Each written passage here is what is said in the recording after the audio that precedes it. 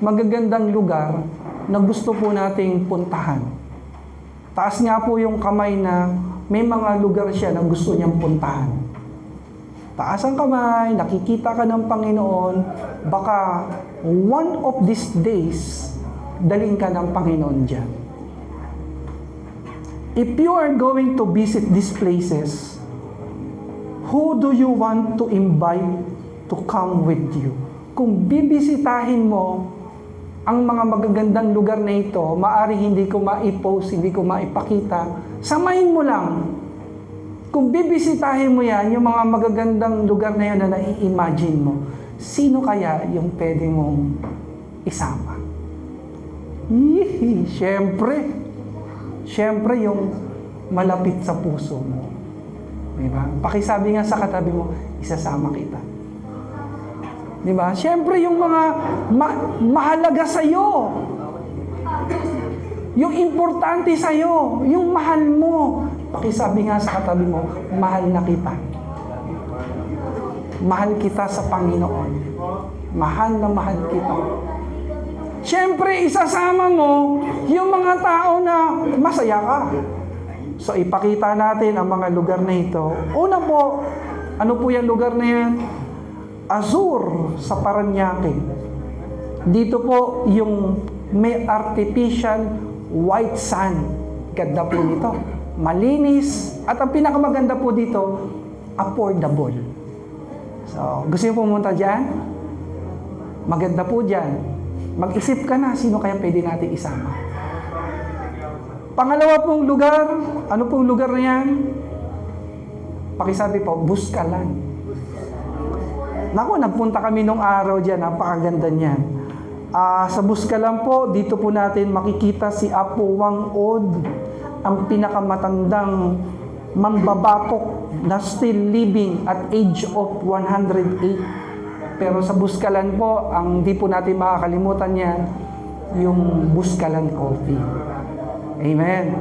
Sa susunod na punta, sino po sasama dyan? Taas ulit ang kamay. Sama tayo dyan. Ano pa po magandang lugar? Siyempre po ang Coron, Palawan. Napakaganda po niyan. Naalala ko po, dinala po kami ng Loyola family sa Coron, Palawan. Enjoy na enjoy kami. As birthday gift. Ano po maganda dyan sa Coron, Palawan? Sobrang peaceful. Marami pong lugar dyan, pero isa sa pinaka-gusto kong lugar, yung Kayangan Lake. Ang pinaka malinis na lake sa buong Pilipinas, mga kapatid. Pakipisil nga yung katabi mo, sama tayo. Sama tayo dyan. Magtatampisaw tayo.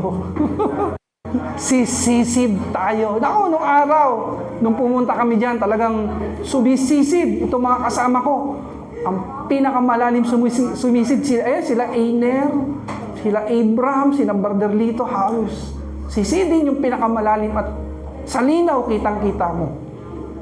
Hallelujah. Next place po is the heaven and the hell. Well, gusto natin puntahan ang heaven. Amen.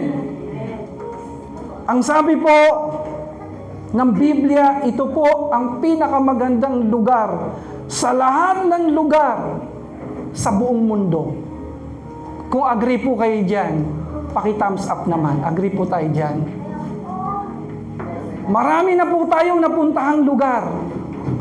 Marami ng magagandang pasyalan, tourist spot. Marami na tayong nagalugad na magagandang lugar. Pero iba po ang langit. Sino po ang hindi magpapaiwan dito? Taas ang kamay. Paki-high five naman yung katabi mo. Magkakasama tayo dyan, ha? Pinakamagandang lugar dyan. The Bible tells us in heaven, there will be no more pain. No more sickness. No more death. Wala nang paghihirap. Dito po, may paghihirap pa tayo. Tignan mo yung katabi mo, mukha bang naghihirap. Sa kalangitan, wala ka ng kahirapan, kapatid. Amen! Wala nang pagod. Wala nang pagdadamdam. Wala nang sakit. Hallelujah. Well, ito pong next na lugar na ito po yung lugar na ayaw natin puntahan. Ano po yung nakikita natin dyan? Ang impyerno.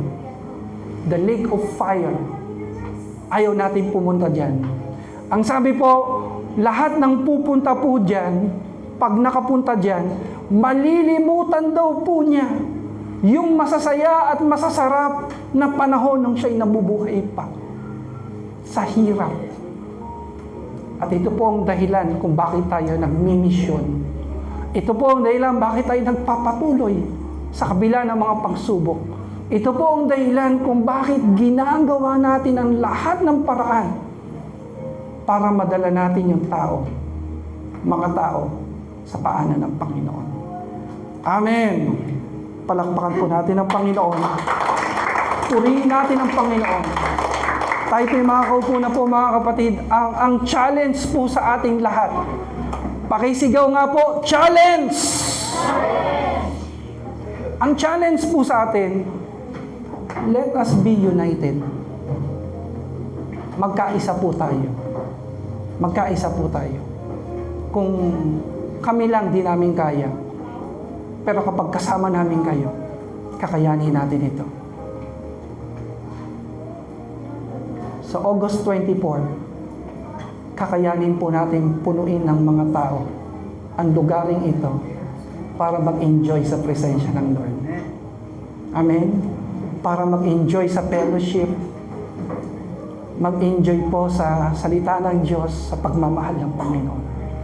I-claim po natin yan. Kung paano ginawa ng Panginoon lahat ng paraan para tayo iligtas. Sino po nakaka-picture na nakaka-imagine sa ginawa ni Jesus Christ para lang tayo maligtas? Di ba? Anong ginawa ng Panginoon para tayo maligtas? Anong unang-unang ginawa niya? Iniwan niya langit. Di ba? Kasi kung hindi niya iiwanan yung langit, hindi niya tayo maliligtas. Ano pa ang pangalawang ginawa niya? Iniwan niya yung pagka-Diyos. Nagkatawang tao. At hindi lang yun, nung nabuhay siya bilang tao, pinili niya yung pinakamahirap na tao. Sabi ng Biblia na nabuhay siya bilang alipin. Grabe yung ginawa ng Panginoon. Gagawin niya lahat para lang tayo iligtas. Ano pa pong ginawa niya? Iniwan niya langit, nagkatawang tao, iniwan ng pagka-Diyos na muhay bilang alipin. At binayaran niya sa krus ang lahat nating kasalanan. Nakita niyo yung effort ni Lord? Nakita niyo yung sacrifice ni Lord? Ganito rin po ginagawa natin para yung asawa mo, madala natin sa Panginoon. Para yung mama mo, madala natin sa Panginoon. Para yung mga kapatid mo at mga kaibigan mo, madala natin sa Panginoon. At kung magkakaisa tayo, hindi tayo pababayaan ng Diyos. Palakpakan po natin si Lord. Katulad po ni Matthew, pakisabi po, Matthew. Ginawa po ni Matthew ang lahat para yung kanyang mga kaibigan maanyayahan niya. Wala siyang pakialam kung ano sasabihin ng mga tao. Wala siyang pakialam sa gastos. Maaring nagpa-catering pa ito si Matthew. Naghanda si Matthew, tapos lahat ng kanyang mga kaibigan, niyaya talaga niya. Sana gano'n ang gawin natin. Amen. Basahin natin ng mabilis, Matthew 9:10, verse 13. While Jesus was having dinner at Matthew's house, ano pong ginagawa po nila? Kumakain sila. Naghahapunan sila. Ano po nangyari? Many tax collectors and sinners came and ate with him and his disciples. Ang sabi, puno yung bahay. Napuno yung tahanan ni Matthew ng mga tao, mga tax collectors, mga, pakisabi po, sinners. Huwag po kayong magugulat. One of these days, mapupuno po yung church natin ng maraming tao. Huwag po kayong mag-judge sa tao, huwag po kayong magre-react sa tao kung anong makita natin sa kanya. Kasi ang sabi ng Biblia, napuno yung bahay ng mga makasalanan. Amen. Ano pa po ang sabi? When the Pharisees saw this, they asked his disciples, "Why does your teacher eat with tax collectors and sinners?" On hearing this, Jesus said, "It is not the healthy who need a doctor, but the sick. But go and learn what this means. I desire mercy, not sacrifice, for I have not come to call the righteous, but sinners." Sabi, marami nag-react. Marami mga bashers, marami mga critics. Sabi, bakit nakikikain kayo sa mga makasalanan, sa mga maruruming tao? Minsan, tayong mga disente, tingnan mo yung katabi mo, mukha bang disente? Tayong mga disente, tayong mga mukhang maayos ang buhay, pag tayo humahayo, kapag tayo nagyaya, at mapuno itong lugar na ito, ng maraming tao, wag po kayong magugulat. Maraming pupuntang mga makasalanan. Baka maraming pumunta na medyo mahirap, medyo walang kakayanan. Wag po natin ipapadama sa kanila na tayo nakakaangat. Kundi ibaba po natin yung loob natin at ipadama natin sa kanila na tayo ay pantay-pantay sa harap ng Diyos. Pwede po ba yun? Amen! At huwag din po kayong magugulat kapag may mga taong pumunta sa atin dito na nasa masaganang pamumuhay. Huwag po nyo silang masyadong, alam mo yun, baka may mga artista, may mga influencer, mga sikat na tao. Huwag po kayo yung parang naiilang. Kundi iturin nyo siyang bilang kapatid sa Panginoon. Amen. Amen. Yung tayo pantay-pantay sa harap po ng Diyos. Pakisabi po, wow. Ang sarap ng ganun. Mayaman, mahirap, sikat, at mga simpleng tao nagsasama-sama, nagsasalo-salo sa pangalan ng ating Panginoon. Pakisabi sa katabi mo, yayain mo yung asawa mo, yayain mo yung magulang mo, yayain mo mga kapatid mo sa gawain ng Diyos. Pakisabi po, mission. Kita po natin dito yung mission ng ating Panginoon.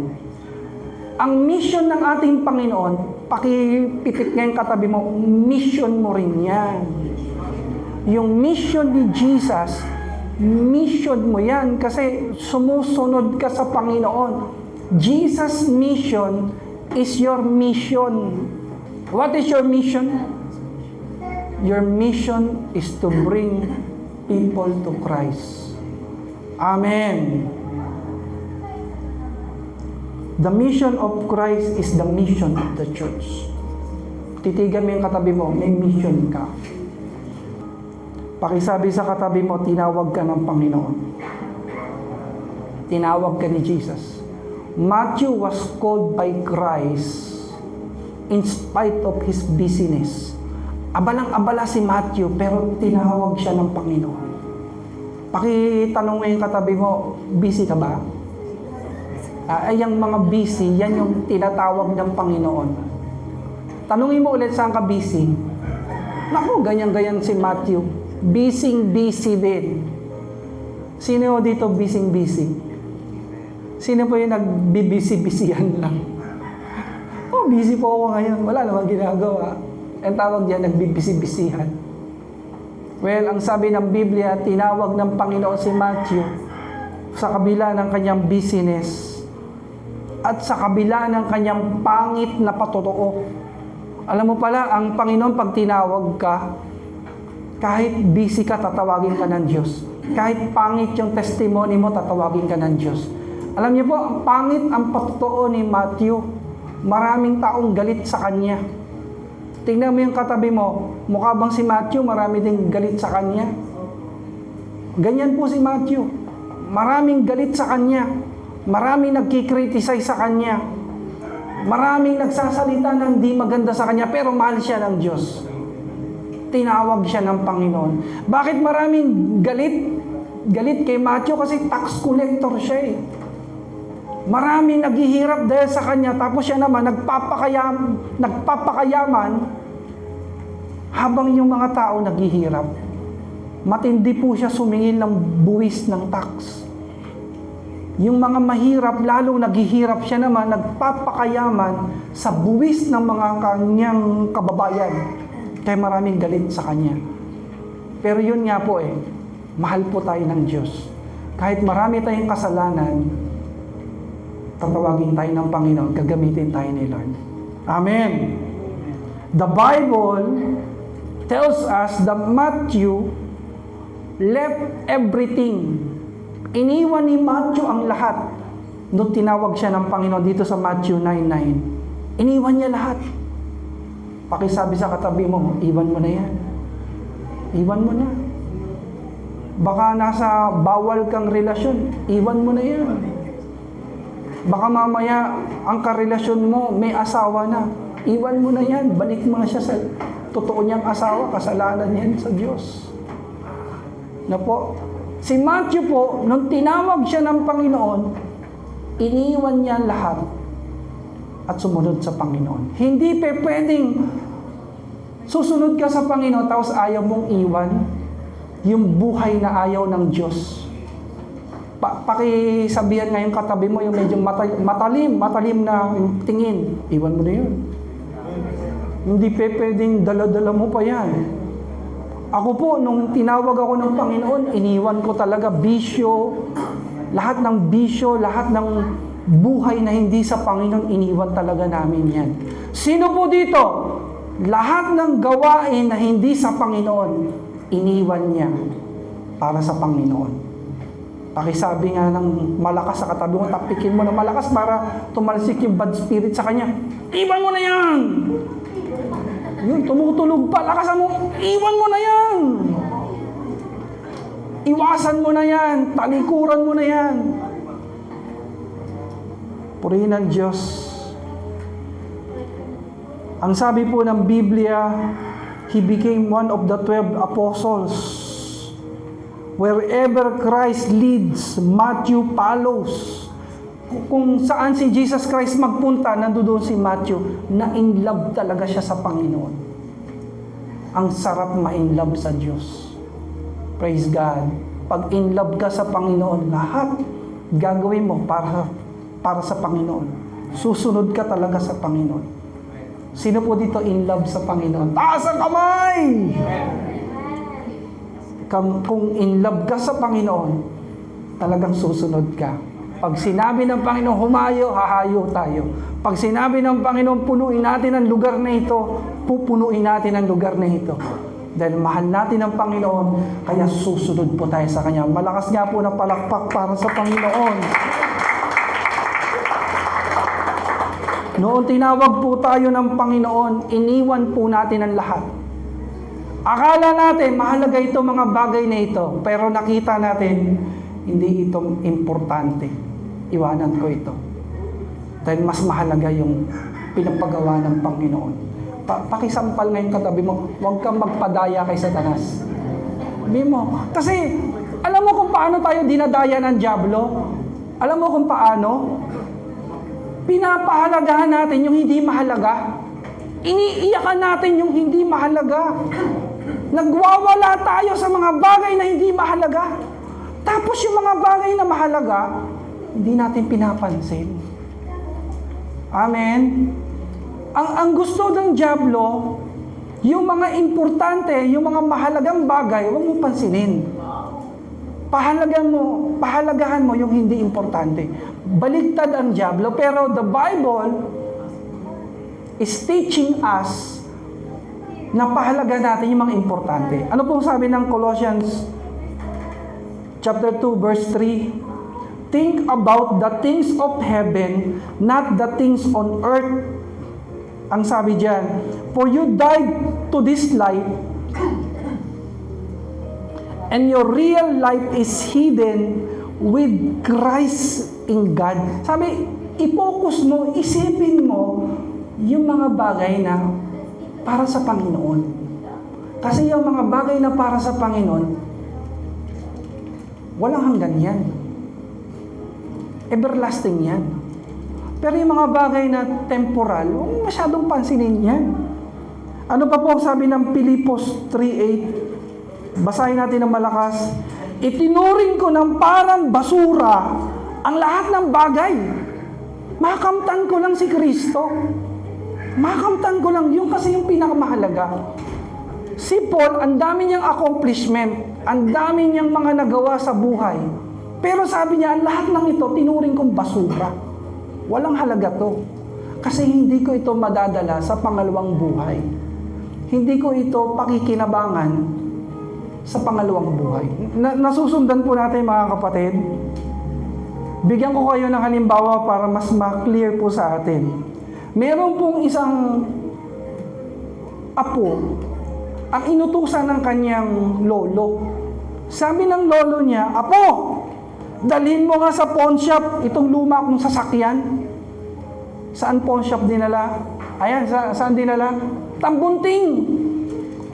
Sabi, tignan mo nga kung magkano masasanla. Bumalik po yung apo, ang sabi, "Lo, 20,000 daw po, maisasanla ito. Medyo luma na yung sasakyan nyo. Pwede na daw pong pasabugin sa mga action film." Sabi, grabe naman. O sige, dali mo sa junk shop. Ipakilo mo, tanong mo kung magkano. Bumalik yung apo, sabi niya, "Lo, pambira lo, sabi po, 10,000 na lang. Kinilo, 10,000 na lang po. Kasi pwede na daw po itong kabitan ng ng mga talaba. Itapon sa dagat, kabitan ng mga talaba, 10,000 na lang." Sabi po ng lolo sa apo, "Ganito, apo, dalhin mo sa classic car collectors itong luma kong sasakyan." Alam nyo mga kapatid, tuwan-tuwa po yung apo. Sabi, Lo, grabe lo. Pinatanong ko itong sasakyan nyo, itong luma, alam nyo kung magkano? 2 million daw po. At kung ayaw nyo po, name the price. Lo, ang tindi pala ng sasakyan nyo. Vintage car, 1925, Bugatti. Sabi, name the price, Lo. Name the price. Ano pong lesson? Ang lesson po, simple lang. Pakisabi nga sa katabi mo, ang halaga ng isang bagay depende sa tumitingin at sa lugar. Tingnan mo nga yung halaga ng katabi mo. 1925? Okay lang. Vintage naman eh. Okay lang. Bugatti naman eh. Amen. Ganon po ang buhay Kristiyano.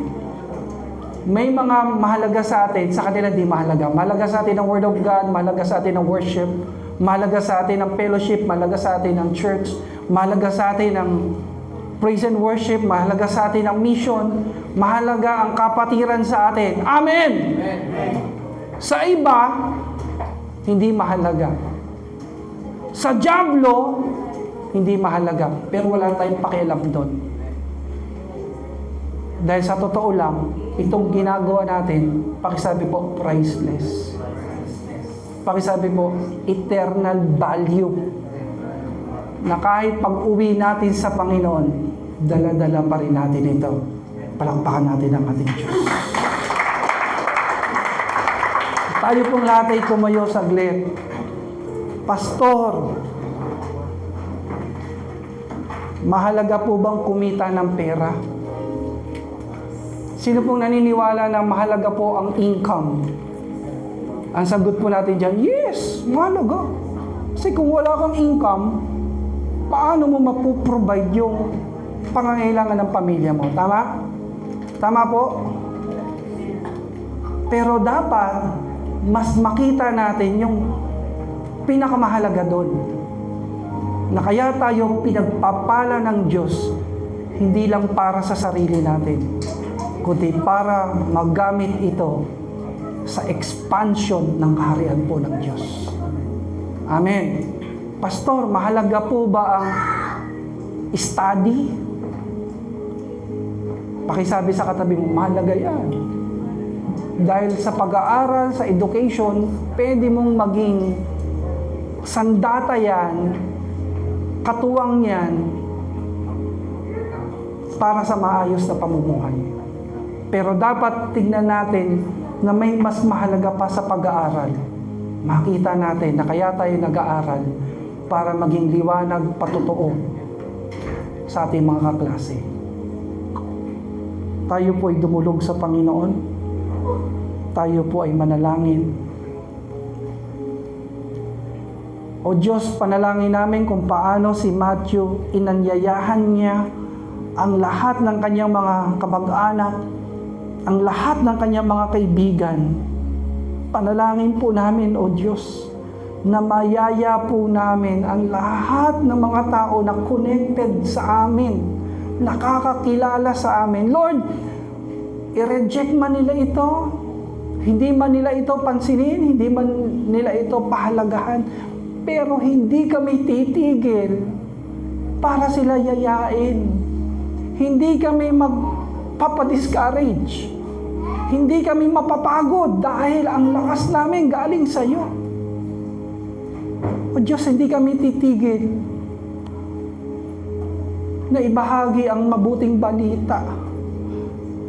Ipatotoo ka. Itanim ang mga salita mo sa puso nila. Maging asin at ilaw sa kanila, O Diyos. Panalangin namin na gamitin mo kami, O Diyos. Kaya ho namin ito ginagawa. Kaya kami nagmamadali. Kaya nagdo-double time kami. Dahil alam po namin na malapit ka nang dumating. At ayaw po namin silang maiwan. Kaya ho namin ito ginagawa dahil alam namin totoo ang kamatayan. Totoo ang kamatayan. Dumatating ito sa oras na di naasahan. Ayaw po namin mahuli kami, O Diyos, na bago sila datnan ng kamatayan, Panginoon, madala namin sila sa pagkakilala sa iyo at paglilingkod sa iyo. Panginoon, kung paano nagdo-double time ang dyablo, hindi po kami papayag na wala po kaming ginagawa. Kung may ginagawa ang kaaway, hindi kami papayag na wala kaming ginagawa. Kung nagdo-double time siya, magti-triple time kami, Panginoon. Because we love these people. We care for these people. And we are all accountable to you alone. Sa pangalan ni Jesus. Amen.